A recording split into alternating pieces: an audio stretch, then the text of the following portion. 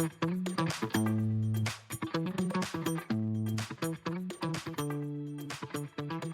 we're back with Dr. Susan Smith. Susan is the Deputy Director of UNC's Nutrition Research Institute. Susan, you gave two presentations today. One was titled Choline and Genetics and Cognition. The other is the blanket recommendation. So why don't we start off with the first one? What was kind of the overall thesis of the talk that you gave there today? Sure. So we know that genetic variance in choline metabolism is important.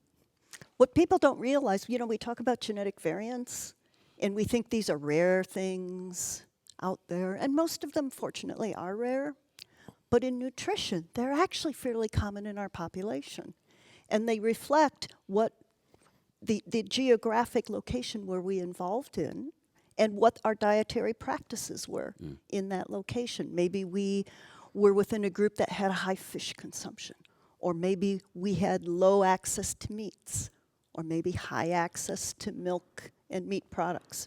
So that can capture gene variants and allow them to be spread in that population because of their diet practices. That was great maybe 12,000 years ago, but today, with our modern McDonald's diet, we now have this mismatch between what we were consuming then and what we're consuming now.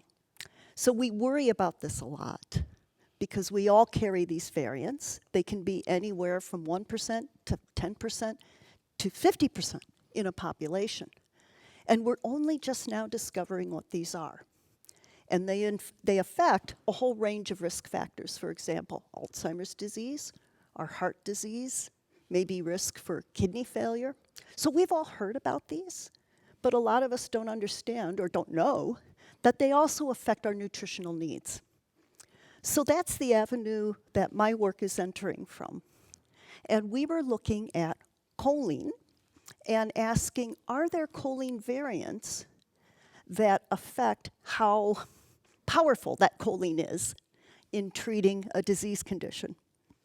And the situation we were looking at are children who had, unfortunately, prenatal exposure to alcohol, which we know damages the brain. And alcohol is a powerfully addictive product. It's hard to stop drinking. So we hope that we can identify maybe nutritional solutions that will improve the brain function for people who are affected. And a very important nutrient that we already know about for this is choline. And we've talked a bit about in the podcast, and you've chatted with others about how important choline is for brain health.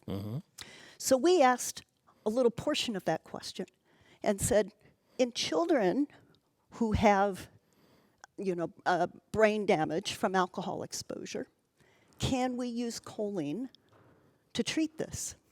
The answer is yes. It's very helpful. And what we did was we looked at the genetic piece. Are there some children who benefit more? And the answer was definitely yes. And so there is a gene variant that affects how efficiently we absorb choline from the diet. Okay. All right? And this variant, some people absorb it better, and some people absorb it worse. And it's a common variant. It's in between 5 to 40% of the population in the US. And it turns out that people who had the variant that reduces your ability to take it up, they benefited the most from the choline. Because there's a bigger gap to fill. Because there was a bigger gap to fill. That's exactly right. Right. And so that was very exciting to see. So now we know who to target this to.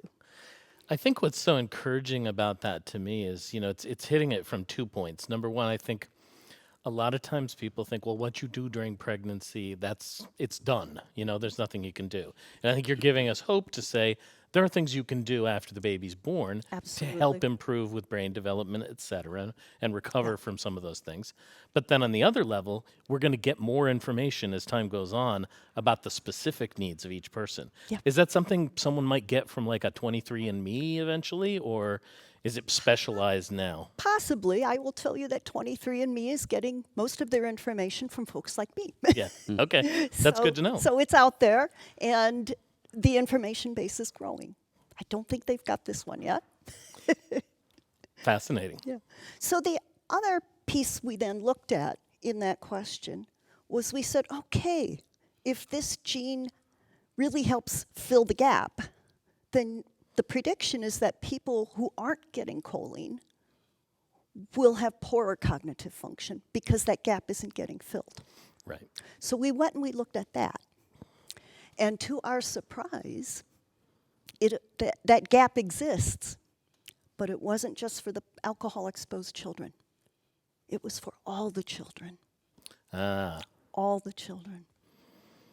And the children who carried 1 or 2 copies of this particular variant had reduced cognitive performance as compared to those children who were born lucky enough to have the other variant, Wow. even though they were all eating the same diet, presumably. So this kind of ties interestingly into the title of your second, talk, which I know is the blanket recommendation and the idea of, well, how much should mom be getting? Maybe talk a little bit about Sure. that part of your speaking. Sure. We don't have a good answer yet, unfortunately.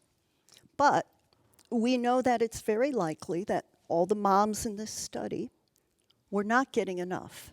Just because we know in the US population, most pregnancies are not consuming enough choline.